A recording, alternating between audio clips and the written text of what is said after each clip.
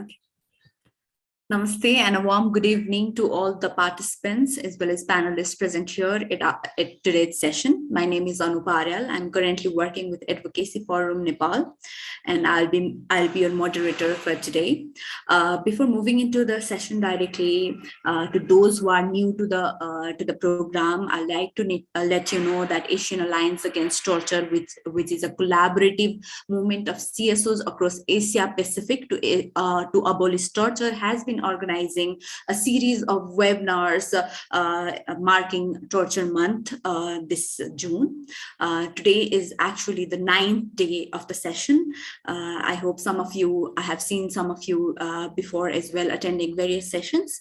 Today, I'm very fortunate to be moderating the 9th day, especially marking June 26, which is International Day Against Torture.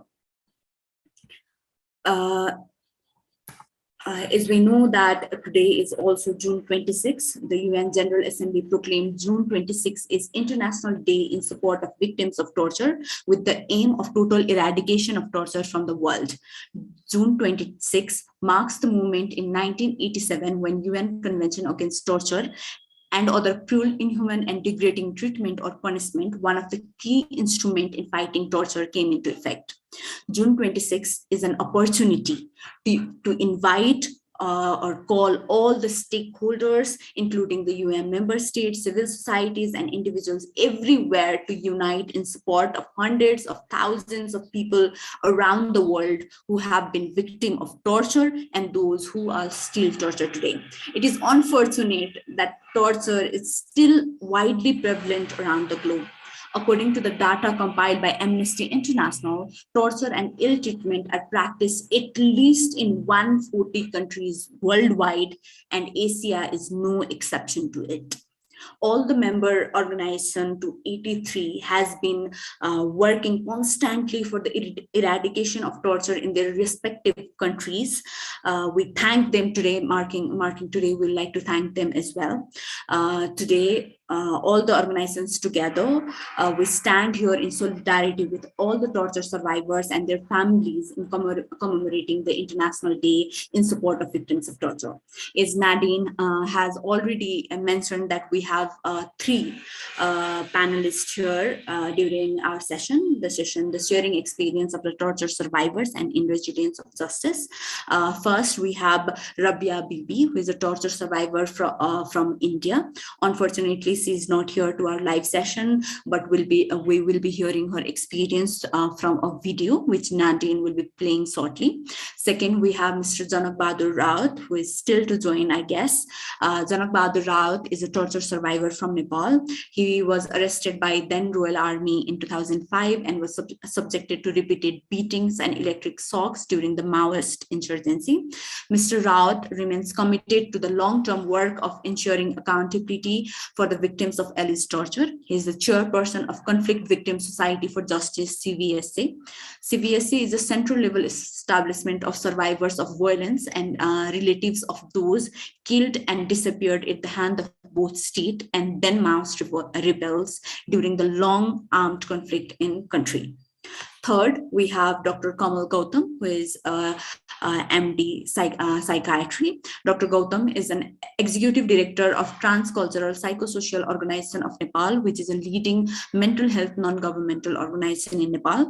Dr. Gautam has a sound expertise in designing, implementing, and assuring quality of service of community-based mental health programs. He has been involved as a technical expert with organizations as well as Ministry of Health and Population in development and endorsement of various policies, guidelines, and protocols concerning mental health. His contribution include technical assistance in the development and endorsement of National Mental Health Strategy and Action Plan, Community Mental Health Care Package Nepal, training curricula for various category of health workers, and many more to follow. We'll get to hear from him shortly. But first, we will be moving toward a short video of Rabia Bibi. Before going to her video, I'd like to give a brief introduction about the details of the incident that happened to Rabia Bibi and what type of torture she had to endure. I hope it's okay right like, Nadine, I'll begin with a short introduction of the incident, then we can go to the video. No worries, Anupa. Yes, okay.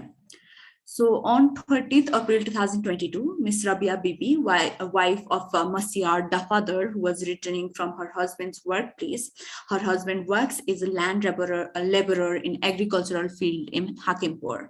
On the day of this incident, the victim's husband, as usual, went to the agricultural field, which was near 14 number BSF border outpost. When Ms. Rabia Bibi reached BOP, border outpost 14, the perpetrator, Mr. Jafar Hussain, stopped Ms. Rabia Bibi and started physically torturing her. Our fact finding revealed that Ms. Rabia Bibi was carrying 10 kg of betel nuts illegally fetched from Bangladesh. The BSFG branch official named Jafar Hussain tried to stop her, but Rabia Bibi tried to escape from there. Soon she was apprehended by Hussain and was severely tortured by the perpetrator. Hussain punched and slapped the victim that critically injured her left side of her face and her forehead. She did not pay heed to the repeated pleas of the victim that she was fasting for Rosa and therefore was physically weak. The perpetrator later started beating her with sticks. This continued for about half an hour, and she was brought and held in BOP border outpost with severe torture being inflicted on her. The BSF then clicked a photo of her along with a sack of betel nut that she was carrying and then released her.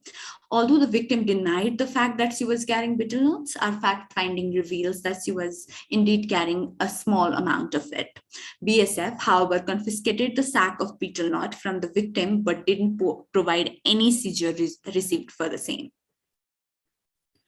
On 30th April 2022, after she was released by the BSF, she received treatment from Saranpur Rural Hospital. This incident was informed in detail to the Superintendent of Police of Basirhat Police Station on May 1st, 2022, describing in details the torture that had been inflicted on her. She was initially apprehended on duty by BSF, brutally assaulted in public, then was taken to a BOP office, kept in custody, then released without any charges. However, till the date, no action has been taken by the concerned district police administration. The victim and her family member has been in extreme fear about this incident since the perpetrator is still roaming freely in the village. This is a very heart-wrenching incident, and Nadine, I will request you to play the video of Miss Bibi. Let's hear from her how her experience has been in regard to this matter.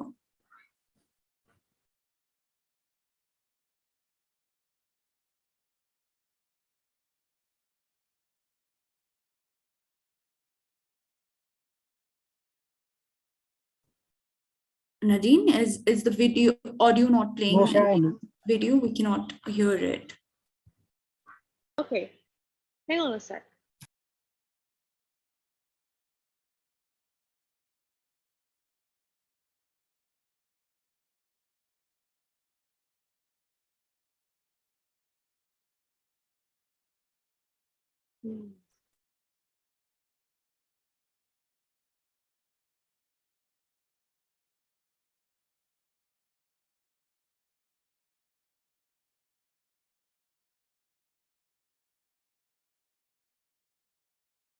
আমার নাম রাবিয়া বিবি।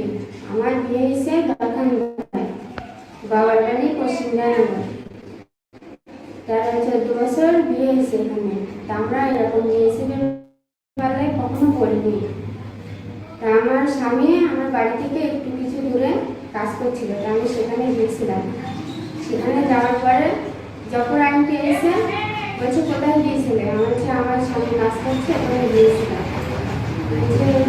কেন গিয়েছিলেন বলছে আমি দেখা করতে গিয়েছিলাম, আমার স্বামী কাজ করতে বলে দেয়। বলছে না তোমার কাছে মাল আছে, তুই গাড়ি করে বলছে বেসরম দেয়া আর মাটা দিয়ে গালাগালি দিচ্ছে, বিশাল গালাগালি দিচ্ছে। আর বলছে না মাল আছে তুমি বার কর। আজ নেই আমার কাছে মাল। আর মেরেছে, এখানে দাগ আছে পিঠে, এখানে মাথায় লেগেছে, লাঠি মেরেছে, এই হাতে এখনো আছে ব্যান্ডেজ করা। হাসপাতালে গিয়েছিলাম। এখানে 14 বছর বিয়ে হয়েছে এখানে, আমরা এখনো এরকম পারলে করিনি।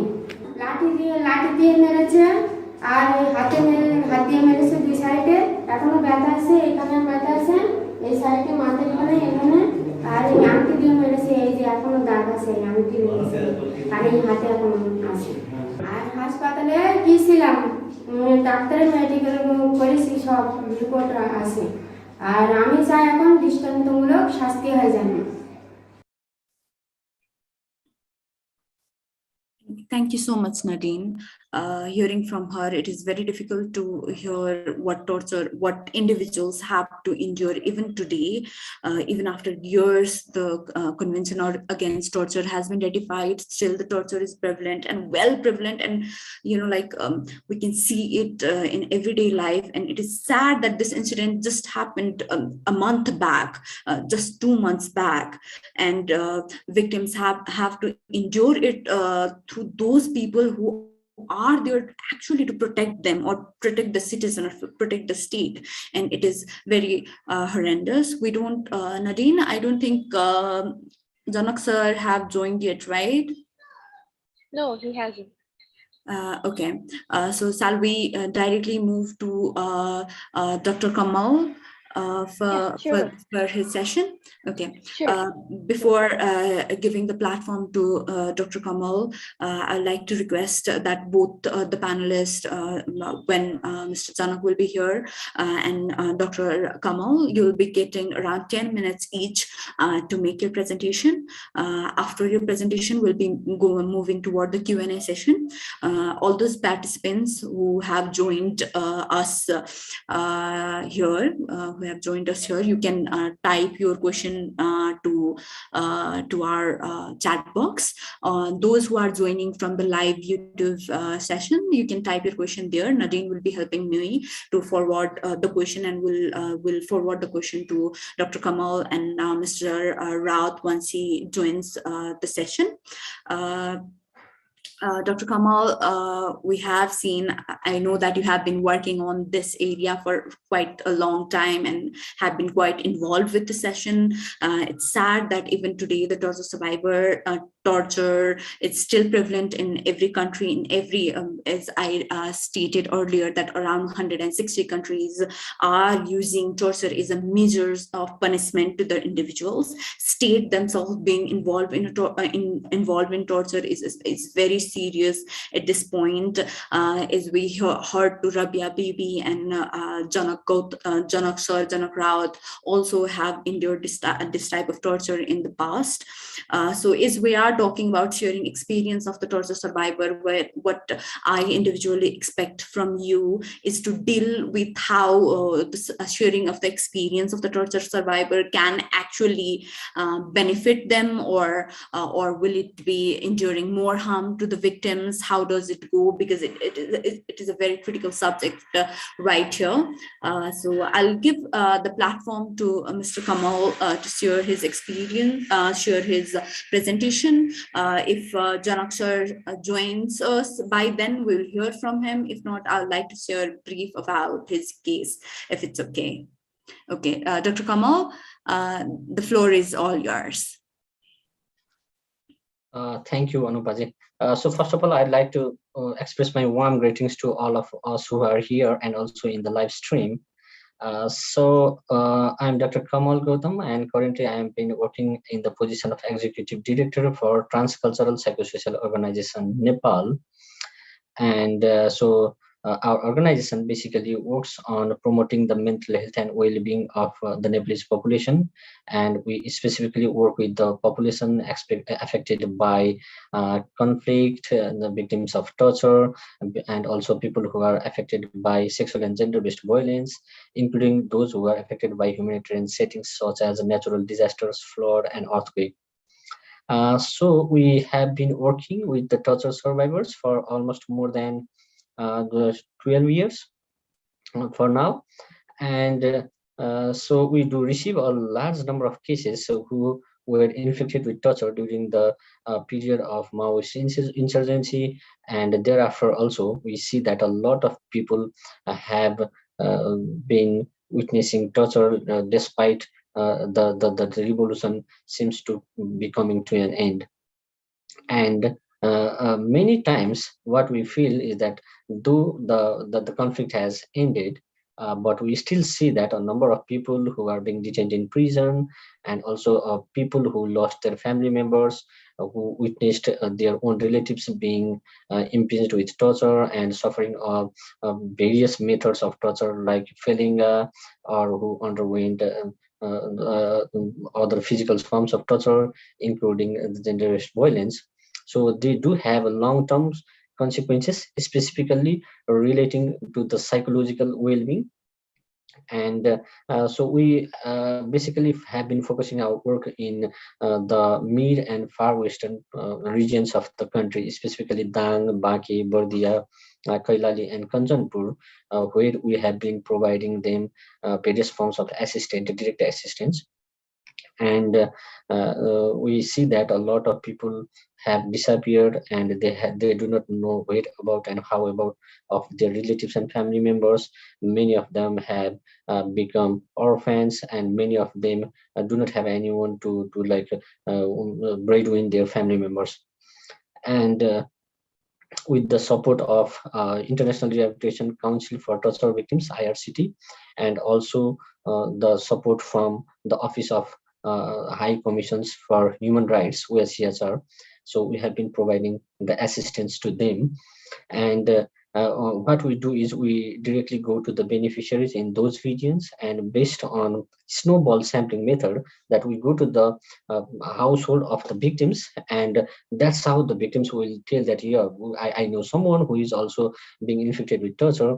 And then based on that snow sampling method, we reach the households of other victims, and then identify them, to conduct a thorough assessment through our counselors, who do the great detailed reporting based on the assessment of what methods of torture were used, and during what period they were having some similar sorts of torture, and a holistic documentation is being done.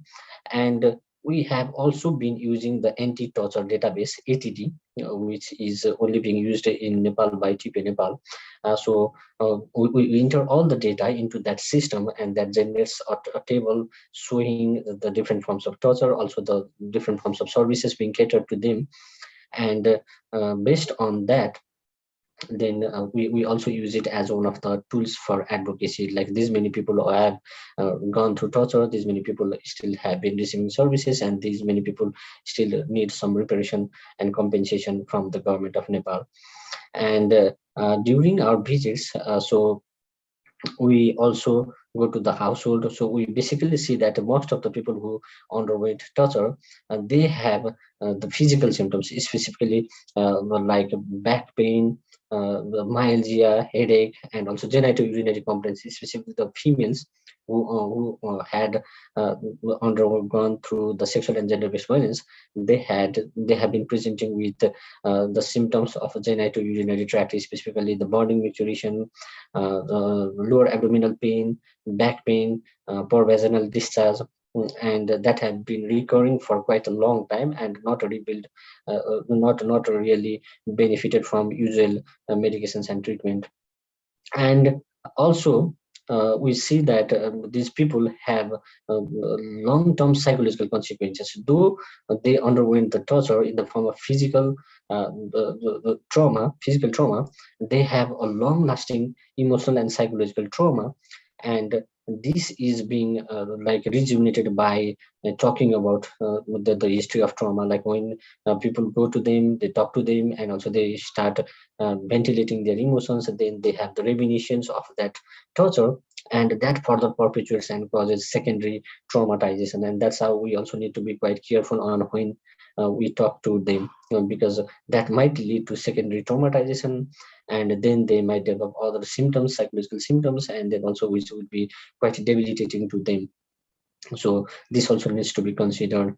And these people usually require different forms of assistance, like direct physical assistance in the form of physical treatment for their disabilities, their handicap, fracture, or various forms of injuries which they have gone through. That's one thing. And they also have other physical illnesses, like especially the trauma-based deformities, which might need surgeries and orthopedic treatment. That's one thing. And the second thing is they also, especially the survivors of sexual and gender-based violence, they usually need long-term treatment, especially with the long-term treatment like genitourinary tract infections and also back pain. And the third one that I was talking about was psychological consequences. Like they often present with symptoms of anxiety, especially depression, and depression often being chronic, lasting for more than 2 to 3 years, and having difficulty with sleep, not able to feed well, and also not able to concentrate, and easily forgetting things, and also sometimes landing up in substance use, like taking alcohol or other forms of substances to cope with their stressors. And this further exacerbates their symptoms and also their agonies. And this is also seen as one of the part. And a few of them often present with the symptoms of post-traumatic stress disorder, which usually manifests in the form of reminiscence of that event, then having flashbacks and nightmares of the incidents they underwent, and they're not able to like relax and feel comfortable at any point of time. So that's also a common manifestation. So we have done a holistic documentation for almost more than 100 individuals, and many have been entered into the anti-torture database system as well. And this assistance is ongoing for last several years, and we also plan to continue it further, because while working with them, we find that there are a lot of people who are still not identified, who do not still want to reveal their agonies, who do not still want to say that they underwent the torture. And so many of the people who were having suicidal thoughts and attempts and also plans, these are also undergoing treatment. And it's a great pleasure to share that TP Nepal was successful in saving the lives of these people by providing them psychosocial support and assistance, and also providing them treatment for depression and also suicidal behavior, which has shown a good improvement in their life. And the fourth component that TP Nepal has been providing is direct support on livelihood and income generating activities, because while working with them, we saw that psychosocial support combined with the livelihood activities had a synergistic effect. Like the people who underwent torture, they were economically deprived. They did not have direct access to the available opportunities and services. They could not have that sort of social capacities to raise their voice and to bring their voice to the communities, and often advocating with the government. And based on our advocacy activities with the government, the local municipalities, and also doing the social empowerment, these people have become socially aware and also are capable of raising their voices in the communities of origin. And at the same time, we have also provided them training on livelihood, like income generating activities, through our livelihood expert, who provides them with several options or alternatives on which sort of income generating activities they would go through, like going for pig husbandry or vermiculture, or like raising cattle. And based on this, we have provided them with some seed money or grant, so that they could start their own micro enterprises or business. And that's how we see that many of them have been able to raise more cattle, to go with the pig husbandry, and a pig might give birth to like a number of other pigs. So that's how this keeps on multiplying, and they have been also become economically empowered. So what I believe is, still we need to reach to a larger population of torture victims who are still not being identified. And while providing support to them, we need to look into their physical assistance and also psychological trauma, providing mental and psychosocial support, and at the time integrating it with the livelihood support that could be potentially beneficial in making their lives a success. And also we should keep on advocating with the government at the national level and also at the local level. Besides that, advocacy based on our universal UPR report and also in the international fora, that would raise their voice and also make it more pronounced, and also that would provide some sort of pressure to the government in making decisions on reaching the conflict victims and providing them further reparation support and compensation so that they could benefit. So this is what we have been doing, and yeah, this is what I would like to share with you all. So if you have any questions, maybe we can discuss later, but as per the time provided to me, I'd like to sum it up for now. Thank you.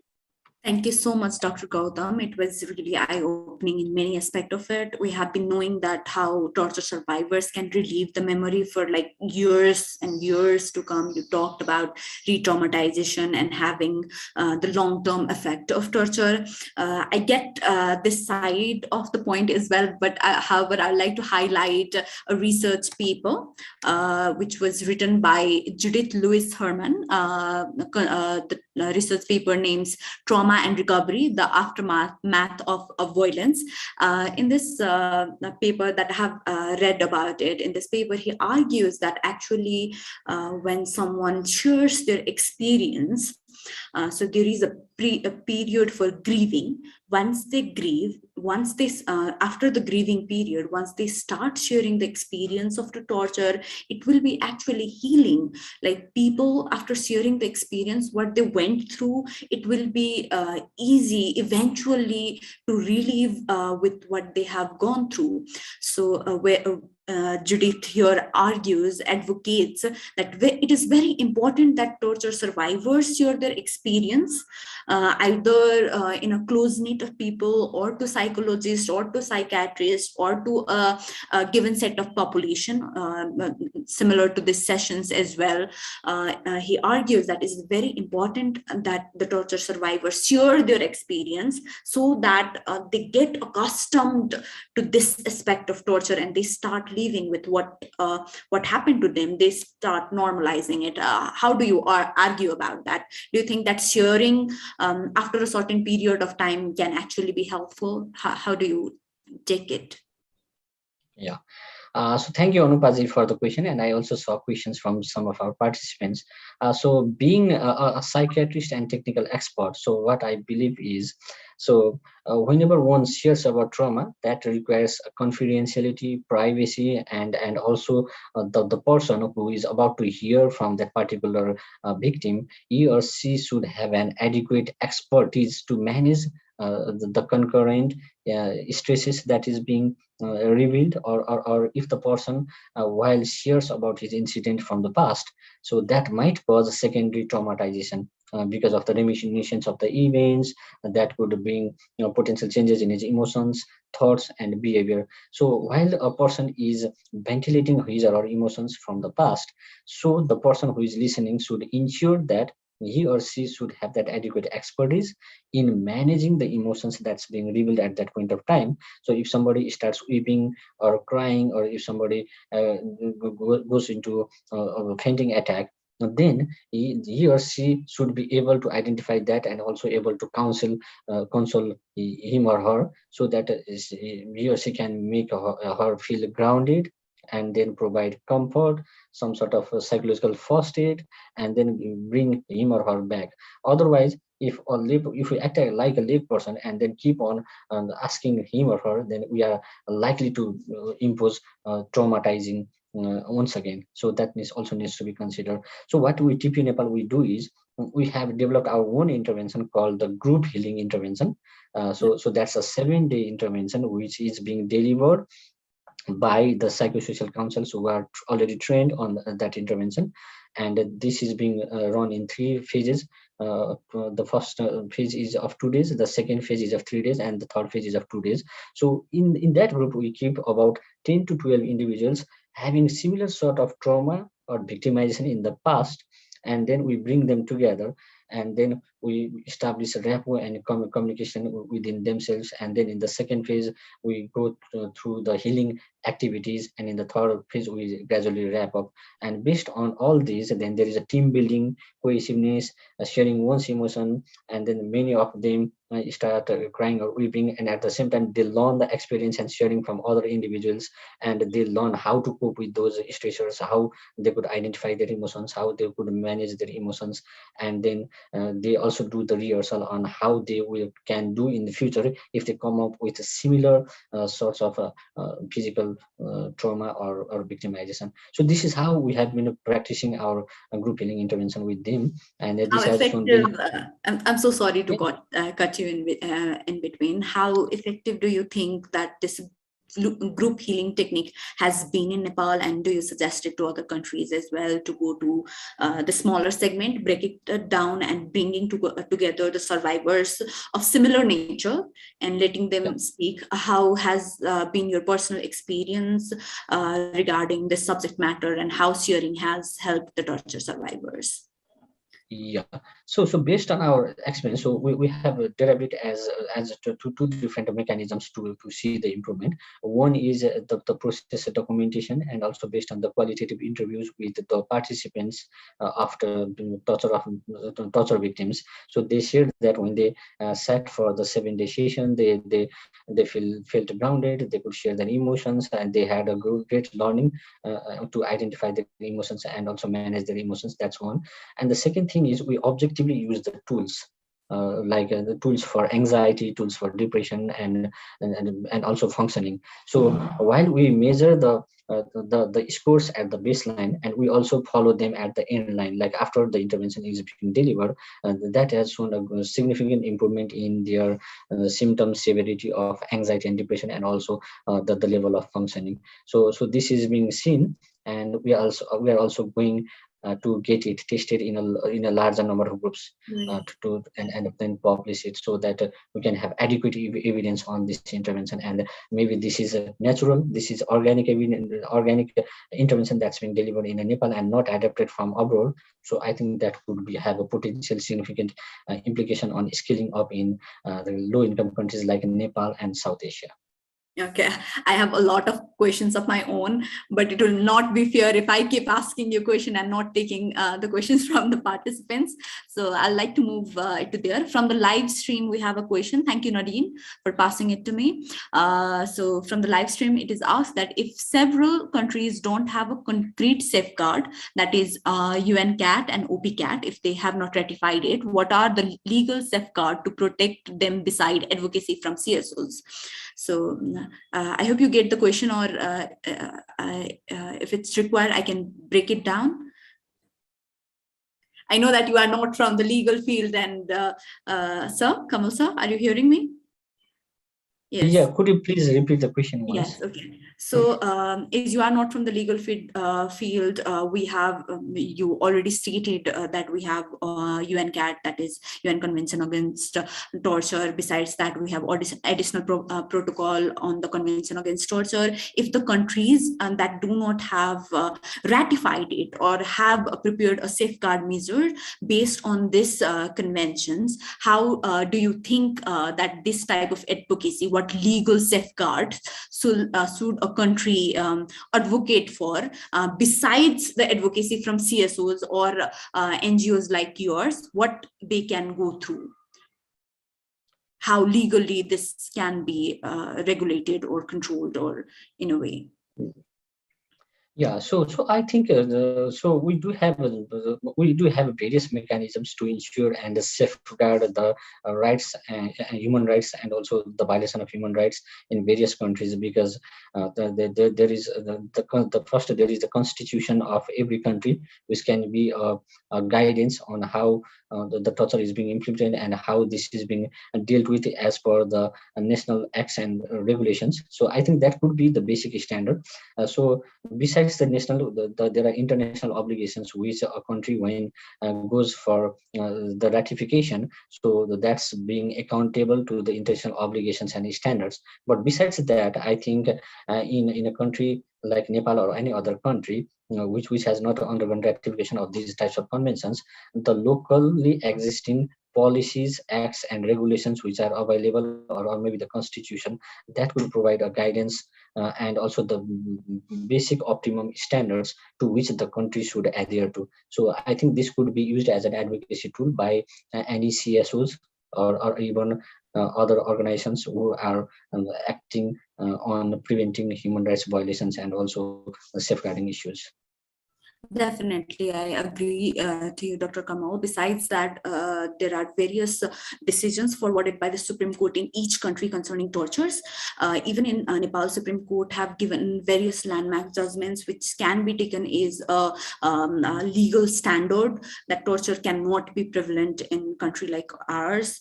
Or there has been various multiple cases in South Asian countries as well. So taking the next question, it is from Prakash Thakuri. He asked, generally it is said that asking about the incident time and again can cause re-traumatization on victim. What do you think it causes re-traumatization or relief? They could share their problem to others who have the concern. Okay. Yeah, I think that I have already answered over the past question. Yeah. Yeah, okay, let's move towards the next one. How can non-professionals find out or recognize that a torture survivor is in need of psychological assistance or counseling? Because all torture survivors may not need psychological counseling. So how much do you agree to the statement, and what will be your response regarding the same? Yeah, so maybe non-professionals like like in a country like Nepal, so they should have a basic idea of the minimal signs and symptoms of psychological distress, like having difficulties with sleep, having a poor appetite and not being able to concentrate, having disruption in daily functioning, like not being able to carry out the daily tasks as somebody used to do on an usual basis. Or if somebody has so basically, I think we can simply say that the symptoms of psychological distress manifest in 4 different forms. One is the cognitive, which is say as having excessive thoughts or worries, and then having suicidal ideation and not able to concentrate, like these sort of cognitive symptoms. And the second one is emotional symptoms, like being so sad, not interacting with others, staying isolated, or appearing so much uncomfortable, and also not being able to relax or restless. That's one thing. And the third symptom is we say is physical symptoms, like having a lot of body ache, generalized bodily pain, or pain at various sides of the body, headache or tightness, these symptoms occurring. And the fourth one is the behavioral symptoms, or having changes in his behavior, like a person staying withdrawn, not interacting with others, or showing some sort of abnormal behavior, like putting on warm clothes during the hot season or humid season, and then showing aggression, irritability. So based on this cognitive, emotional, behavioral, and physical symptoms, a number of symptoms appearing at a time, which cause a difficulty in the daily functioning, I think this could be regarded as a symptoms of psychological distress, and an indicator that somebody is going through distress and needs a psychosocial assistance. And maybe the other thing that we need is, if somebody has gone through torture, I would rather say that not everyone requires psychosocial assistance, but it's good that if everyone gets the psychosocial assistance, because in the long run, a person going through that particular trauma or torture might land off with other disorders like PTSD, that does not show symptoms at the time the person gets into the conflict, but he can develop PTSD years after he suffered the conflict. So if we provide psychosocial assistance or the psychological first aid at the time the person goes through the torture, then it might potentially prevent the detrimental consequences that could occur in the long run. Okay. Thank you, Dr. Kamal. We have few questions left as well, but Janak sir have just joined the chat box. We'll get to the question later on. I hope it's okay with you. We can hear the experience of Janak sir. Janak sir, can you? Am I audible to you? Can you hear me?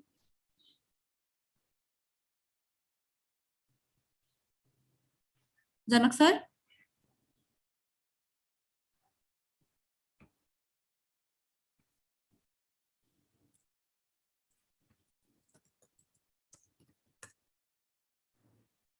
Janak sir?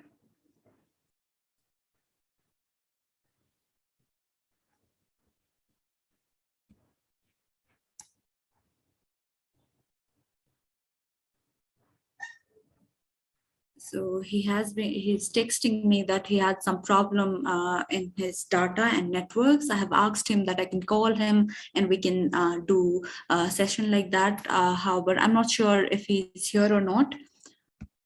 Janak sir? Okay. Nadine, can you unmute him? Yeah, He wrote sure. to me that I he is not haven't being mute. able to I unmute. haven't mute him, but I have placed an ask to unmute Mr. Janak. So could you accept the request, Okay. Mr. Janak? Okay. Janak sir, can you try it one more time? Try unmuting.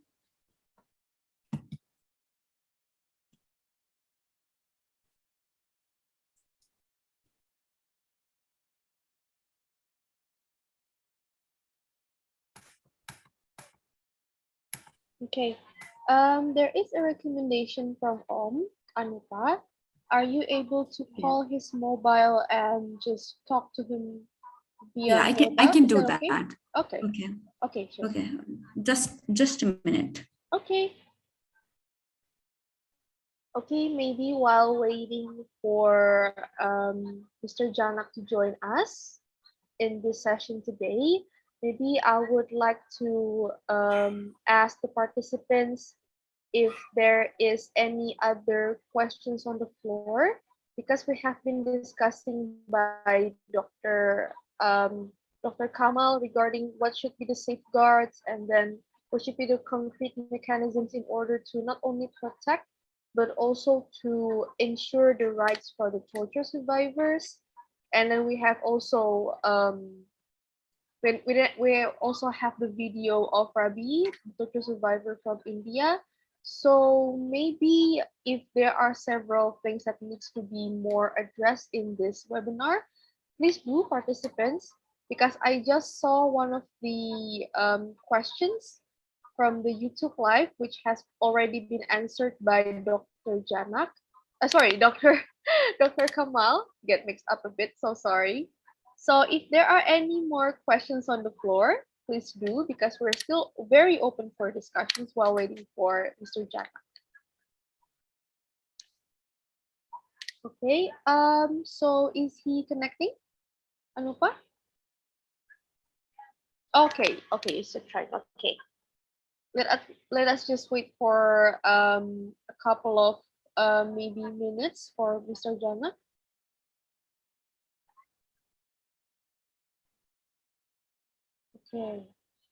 Okay, will try to connect with Okay. Mr. Okay. Janak. Nadine? Yeah, sure. Janak sir is with us through my phone. Is it okay if I play him? That's super okay. That's super. You may have the floor. Okay. Janak sir? हजुरको session भयो अब हजुरले बोल्दा हुन्छ है हजुरलाई म यहाँ लाइभ पनि गरिरहेको छु हजुरको फोनमा पनि हामी यहाँ कनेक्टेड छौं ए ल ल धन्यवाद छ सर्वप्रथम चाहिँ नि अब मलाई निम्ता गर्नुभएकोमा धन्यवाद छ र चाहिँ नि म यो प्राविधिक कारण भनौं अब यो नेट कतिखेर नेट नहुने कति नेट भयो फेरि जोइन हुने नमिल्ने अब त्यस्तो घुमिराख्ने त्यसले गर्दा ढिला भयो त्यसको लागि म माफी चाहन्छु जनक सर र छोटोमा ट्रान्सलेट पनि गर्न पर्छ होला म ट्रान्सलेट गर्दिउ हुन्छ हजुर नेपालीमै शेयर गर्नुहुन्छ हुन्छ नेपालीमै गर्छु ओके नदीन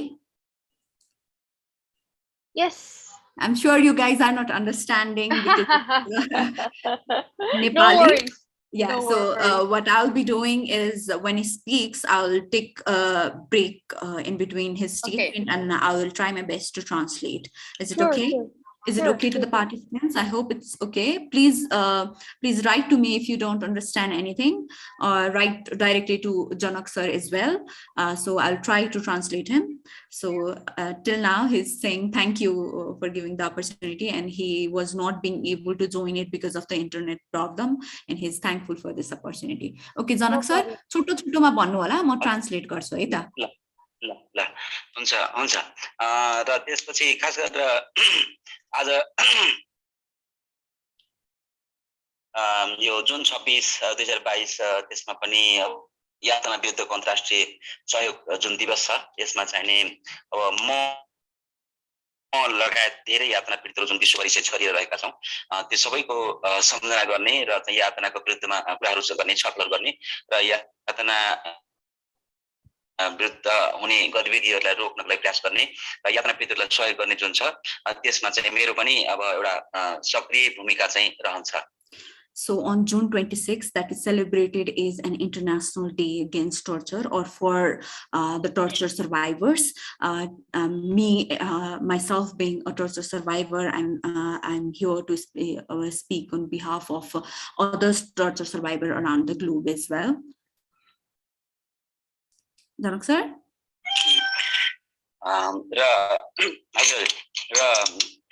यो जुन यातना विरुद्धको दिवस छ यसमा चाहिँ नि हामी आज जतिजना चाहिँ इन्भल्भ छौँ डाक्टर साहबदेखि लिएर हाम्रो चाहिँ आयोजक संस्थाहरू यसमा धेरै कुराहरू यसभन्दा अगाडि छलफल पनि भयो होला मैले सुन्न पाइनँ र सुन्न नपाए पनि म आफ्नो चाहिँ थोरै अनुभव चाहिँ अब छोटो छोटोमा चाहिँ सुनाउने प्रयास गर्दैछु.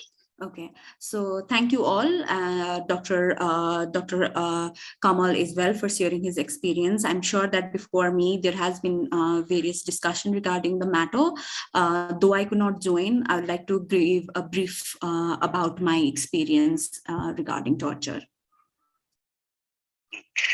खास गरेर मलाई 2005 मा नेपाली सेनाको कर्णेल कुमार लामाले आदेश दिएर जुन जसरी चाहिँ कपिलवस्तु शिवपुरबाट गिरफ्तार गरेर माओवादी आतंककारीको आरोपमा गिरफ्तार गरेर चाहिँ अब 18 दिनसम्म चाहिँ ब्यारेकमा र त्यसपछि चाहिँ झनै 1 वर्षसम्म चाहिँ उहाँको कब्जामा चाहिँ राख्नुभयो. बाहिर भए पनि अब उहाँको रेगुलर सम्पर्कमा त्यसले गर्दाखेरि शारीरिक र मानसिक रूपमा चाहिँ अत्यन्तै अब गाह्रो भएको जुन पीडा थियो त्यो अहिले पनि In 2005, I was arrested by Colonel Kumar Lama, a member of Royal Nepal Army, and I was taken to a barricade and was tortured for 18 days and was kept in the custody for next 1 year. The torture I endured during that time is still reminiscent to me, and it is still difficult to endure.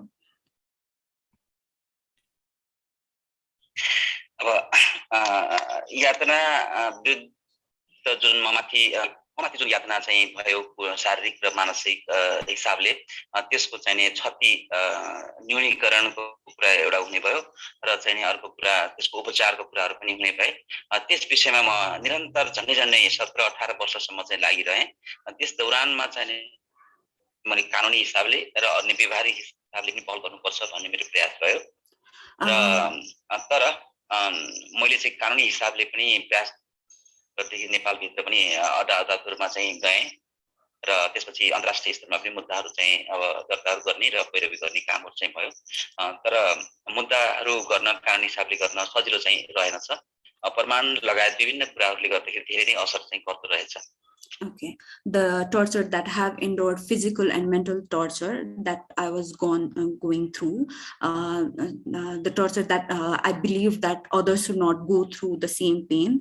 That's why for past 18 years I have been advocating against torture. I have I'm bringing case to national and international level. However, in my experience, I have understood that a legal medium through courts nationally or internationally is not that easy.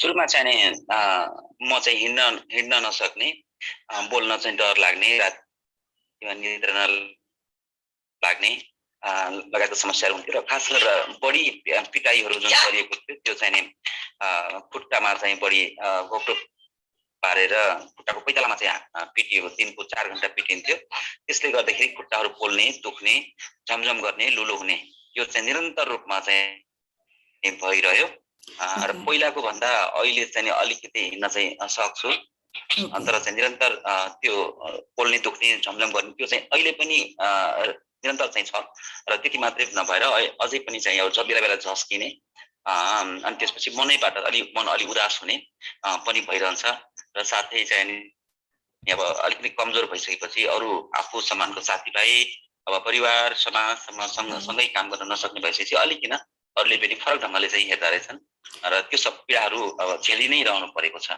Okay, so initially I was hit in the back of the foot severely. For months I could not walk, and for years to follow there was severe pain in my foot. I could not sleep at night remembering the events that had happened to me. I could not talk to my family, share my personal experience to them. Even years later, when I think about it, it's really difficult for me. I can't even walk. It's difficult for me to walk even today. However, I'm recovering from that. बिहानमा उठ्दाखेरि तपाईको खुट्टाहरू चाहिँ पुडेको हुन्छन् र त्यो खुट्टालाई तन्काएर भुइँमा टेकाउनको लागि अलि धेरै बेर समय लाग्छ. एक्कासी चाहिँ तन्काएर टेक्दाखेरि दुख्नेहरू हुन्छ. Even today my leg hurts. I cannot put my feet immediately to the ground after I wake up in the morning because it's still hurting out there. राति सुत्ने क्रममा चाहिँ नि जस्तो कि सिधा खुट्टाहरू सिधा राख्दाखेरि अत्यधिक पोल्ने झमझम गर्ने हुन्छ. त्यसकारणले अलिकति भित्ताको माथि ठाडो पारेर जिउ तल गराए पनि अलि केही चाहिँ आराम चाहिँ हुन्छ. Okay, even before I go to sleep, my legs are burning even today. So what I do before I go to sleep is keep my feet high up and my body down so that it's comparatively easier to sleep over it. न्युरोको डक्टरदेखि लिएर धेरै खालको डक्टरहरूसँग पनि मैले परामर्श अथवा checkup गराउने चाहिँ गरेँ. तर उहाँहरूले त्यस्तो नसामा केही समस्या छैन, हड्डी चाहिँ भाँचिएको छैन भन्नुहुन्छ र त्यसले गर्दा दुखे पनि औषधि खानु त भन्नुहुन्छ. तर निरन्तर दुखाइ हुन्छ, पोल्ने हुन्छ. अब त्यसले गर्दाखेरि अब डक्टरबाट हुँदैन कि भन्ने त्यो नैराश्यता पनि भइरहेछ. So I went to neurologist as well. They don't see that I have any nerves damage, neither my legs are broken. However, I endure the pain. They ask me to take pain medicines, though they do not speculate that something wrong with my bones or nerves have been happened. When I think today, I don't think that even doctor can treat what I'm going through. कहिलेकाहीँ चाहिँ यो फिजियोथेरापिस्टहरू कहाँ पनि पुग्ने गर्छु अत्यन्तै दुख्यो भने र थेरापिस्टहरूले पनि सकेको प्रयास गर्नुहुन्छ. तर थेरापी गर्दा बेरसम्म चाहिँ 2-4 घण्टा 6 घण्टालाई चाहिँ हुन्छ, त्यसपछि फेरि दुख्न थाल्छ. त्यस्तो हुन्छ र साथसाथै चाहिँ नि यो ढाडको पनि अहिले समस्याहरू चाहिँ निस्कियो. र त्यतिखेर चाहिँ बुटहरू बजार्ने, बन्दुकको कुन्दाहरूले चाहिँ ढाडमा हिर्काउने, मेरो जिउमाथि आएर चढ्ने, यो मोटो मोटो काठहरू बेल्न लगाउने त्यो सब हुन्थ्यो. त्यसले गर्दाखेरि अब त्यति पहिला ढाड अलि दुख्थ्यो, सहेर हिँड्थेँ. तर अहिले आएर चाहिँ ढाड चाहिँ कहिलेकाहीँ बढी हावा लाग्दा, चिसो हावा लाग्दा, जाडो हुँदा यस्तो अलिकति मौसम परिवर्तन भयो कि अब ठ्याक्कै सोझो हुनै नसक्ने स्थिति हुन्छ, उपरै परेर हिँड्नु पर्ने स्थिति हुन्छ. Okay, I go to physiotherapist for the leg pains, though it helps for quite an hour, but it returns back to the same, and I still get leg pains after 5 and 6 hours of the therapy. Nowadays, I'm getting severe back pains because in that time, the soldiers will climb up to my body, jump on my body, hit through the barrel, the guns. At that time, I could not feel much pain because my concentration was on the leg, so I could not feel much pain in my back. But nowadays, in today's time, it's very difficult to endure, especially during the changes of the season. It's quite difficult, and I cannot even stand up properly. I have to bend my back even while walking. घोप्टी परेर काम गर्न गाह्रो छ अनि त्यसै गरेर चाहिँ धेरै हिँड्न चाहिँ गाह्रो छ खुट्टाहरू त्यसै गरेर चाहिँ प्लेनमा अथवा चाहिँ बसमा अलि 2-4 घण्टा लामो यात्रा गर्नु पर्यो भने खुट्टा झुन्ड्याउनु पर्छ सिटमा बसेर त्यस्तो अवस्थामा अत्यन्तै छिटो चाहिँ खुट्टाहरू सुन्निएर आउँछ एकदम मोटो मोटो सुन्निएर आउँछ अनि त्यसले गर्दा यात्रा गर्न पनि कठिन छ र काम गर्नको लागि पनि घोप्टी परेर अनि त्यसपछि लामो हिँड्न गाह्रो छ I cannot travel long because of my leg. It starts hurting and I cannot bend down for normal works as well because my back hurts even today. अनि त्यसो भएर यतातिर अवस्था यस्तो छ तर सरकारको तर्फबाट अहिलेसम्म चाहिँ यातनाको कुटपिट भएको व्यक्तिहरूलाई द्वन्द्वका क्रममा भएकाहरूलाई चाहिँ अहिलेसम्म कुनै न लिखतमा राखिएको छ अभिलेखमा न चाहिँ अन्तिम राहत नै दियो त्यसले गर्दा अत्यन्तै विभेद चाहिँ जारी नै छ र त्यो छ तर सरकारले जवाफ चाहिँ दिनुपर्छ भन्ने मलाई लाग्छ Okay, though I have been through such a difficult pain throughout the years, the government have not given any compensation or reparation, neither have archived the name of the torture victims during the armed conflict. Even today, the state does not seem very responsible in including the name of the torture survivor or providing them compensation or reparation regarding the same. जुन घटनाहरू राज्यको तर्फबाट राज्यका निकायहरूबाट चाहिँ यसरी यातना दिने काम चाहिँ घटाइयो यसको विरुद्धमा चाहिँ अथवा यसको जवाफदेहीतामा राज्य अगाडि सर्नै पर्छ प्रचण्ड बाबुरामदेखि लिएर चाहिँ शेरबहादुर देउबा जुन चाहिँ द्वन्द्वकालमा पनि सक्रिय थिए द्वन्द्वकाललाई तिनीहरूले जवाफ दिनै पर्छ अन्यथा तपाईको चाहिँ चुप लागेर चाहिँ बस्न चाहिँ सकिन्न अहिलेसम्म पनि अब तपाईको चाहिँ अब मरेर गएकोलाई बिर्सिउँला हैन तर निरन्तर चाहिँ यो जीवलाई चाहिँ कस्तो लाग्छ भने फिलिङ आगोको भुङ्रोमा राखिएको जीवन ज्यान जस्तो लाग्छ कि जतिखेर पनि त्यस्तो भइरहेको हुन्छ So what I want is the government to be responsible. Those who were the parties of the conflict during the arms insurgency who are in the government today must be responsible for it, must consider the pain of the surviving torture survivors. Even today, I feel like that my body is kept in a burning fire. त्यसो भएर अब तपाईले पनि कहाँ कसरी के सकिन्छ त्यसमा चाहिँ अलिकति टेवा पुर्याउन पाएर राम्रै हुन्थ्यो यो आजको यो दिवसको सन्दर्भमा भन्ने लाग्छ म मात्रै होइन मसँग धेरै पीडितहरू यातना पीडितहरू आबद्ध हुनुहुन्छ आज पनि अब धेरै पीडितहरू यातना पीडितहरूले फोन गर्नुभएको थियो दिवसको दिनमा सबैको पीडा मेरो जस्तै जस्तै हो बालबच्चा पढाउनु त्यतिकै समस्याहरू चाहिँ छन् कमाई गर्न काम गर्न टाढा गरेर गर्न सकिन्न त्यसले गर्दाखेरि दैनिक जीवन यापनको लागि पनि धेरै समस्या चाहिँ हुँदो रहेछ This experience is not only of mine, but there are many torture survivors who are going through the same experience. On the day of International Day Against Torture, many of them called me today, consulting about it. And today, taking this platform, I request all of you also to come together and work for the torture survivors. धन्यवाद मेरो अनुभव छोटोमा चाहिँ यति हो अवश्य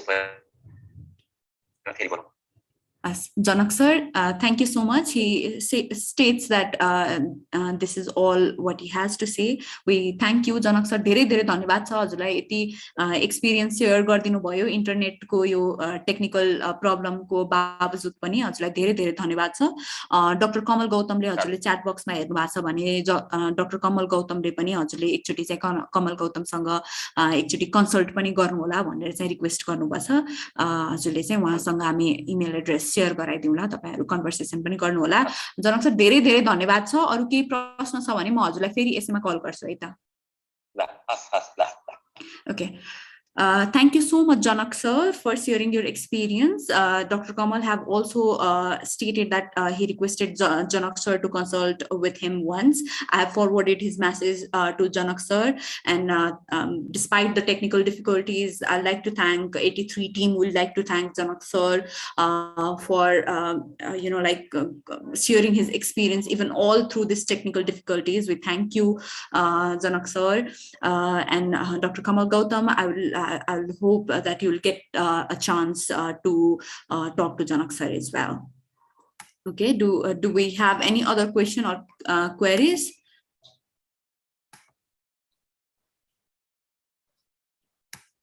if we want to ask to Janak sir or even to Dr. Kamal Gautam, okay, we have one question. Dr. Kamal, you are with us, right?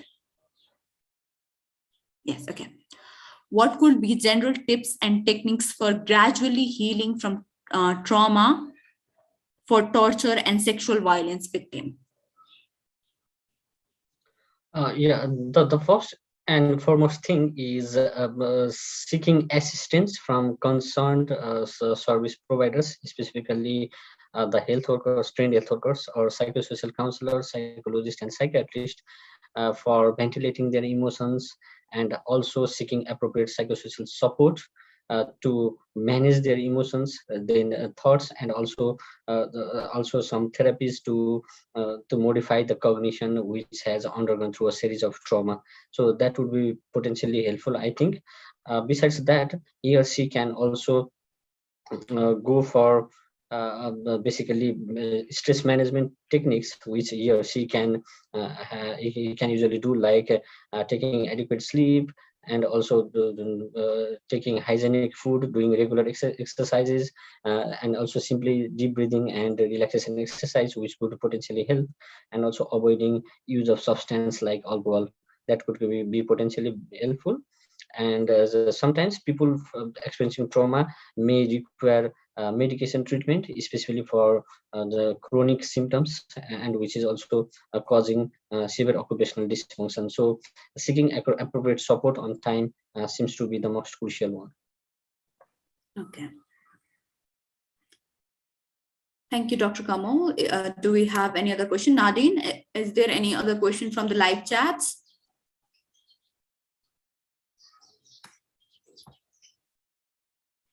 Nadine, are you there?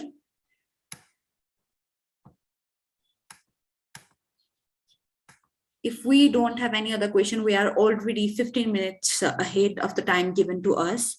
I would like to conclude the session if we don't have any further question. Nadine? I'm not sure. Hello? Yeah, I think there are no further questions from the live participants. Okay. Thank you so much, Nadine.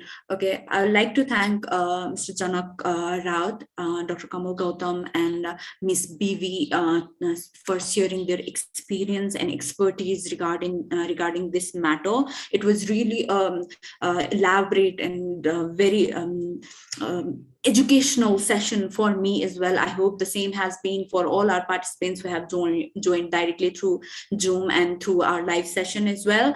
I would like to thank all three of you for providing your time and sharing your experience. I would especially like to thank Mr. Janak for sharing all his experience. Despite all the technical difficulties, he was able to, state remarkable things here. I have known him for quite a long time now, and he is always cheerful and happy, inspiring others. And though he have endured such a pain during his time, it's very good to see a person like him encouraging people to speak up, to share their experience. I'd like to end the session with a statement given by Nicola Henry in her book War and Rape, where she states that collective memory is very important, because once you share, it will be archived, it will be listened, people will remember it, and in future this thing will not be repeated. I hope in this day, with this session, we all, the Asian Alliance Against Torture has been advocating for it, have been working against torture. All of the participants will hear today, will understand the repercussion of torture, and will work from their individual level as well, requesting or asking government to make laws on torture, ratify CAT, and work in favor of the torture survivors. Okay, I'd like to end the session here, and thank you all again for joining it, and thank you for a wonderful session. Thank you all. Yes. I would like to also personally thank all of our speakers as well as moderator for today's discussion. Yeah. Don't forget, we still have, of course, all the participants as well. I would like to remind that we still have 2 more webinars within this month. So if participants here are available for 2 days from now, please do also not only watch but also participate in our future discussion. So thank you so much, and allow me to close this